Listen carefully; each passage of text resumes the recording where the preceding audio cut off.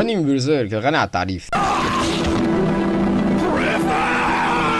الانمي ده انا عملت له فيديو قبل كده، والغريب ان هو جاب معاكم مش عارف ازاي. الفيديو ده كان رديء اصلا في كل حاجه تقريبا، اصلا بدايته كانت غريبه فشخ. بس مش مشكله، السؤال المره دي في الفيديو ده، رغم ان مانجا بيرزيرك دي تعتبر المركز الاول في اليابان كاحسن مانجا يعني في التاريخ، ازاي ملهاش انمي عدل لحد دلوقتي؟ حتى الانمي اللي اتعمل ايام التسعينات في احداث اتغيرت اصلا وشالوها، حتى كمان برضو نفس الكلام على الانمي اللي اتعاد انتاجه. المره دي بقى هم فكروا كويس والحمد لله، غيروا برضو الاحداث اللي فيه. كل الاحداث دي كانت في العصر الذهبي او في ذا جولدن ايج، يعني بدايه احداث الانمي او طفوله بطل القصه جاتس. اما بقى الانميات اللي تكمل احداث الانمي اللي هو يعني السيف الاسود، او يعني باختصار بعد يعني ارك الكسوف، حرفيا والله كلها زي الزفت. قرف في القصه وقرف في الاحداث وقرف في السي جي اي، وحتى كمان قرف في الاصوات الانمي بذات نفسها. خربوا منظر الانمي الصراحه. السؤال هنا، انمي عظيم زي ده ليه ملهوش انمي واحد عدل لحد دلوقتي؟ صراحه هنا السؤال ده ليه فوق 600 سبب، واهم سبب اللي هو سبحان الله المانجا ذات نفسها، زي ما انت سمعت بالظبط. وده بسبب ان كل حاجه حرفيا في المانجا دي مبالغ فيها، يعني تقريبا مفيش شخصيه جوه الانمي ده الا ولو سبحان الله تم انتهاك يعني حرفيا عرضها، حتى بطل القصه اتمرجح من وهو صغير. وطبعا احنا مش عايزين نجيب سيره السبب ده، يعني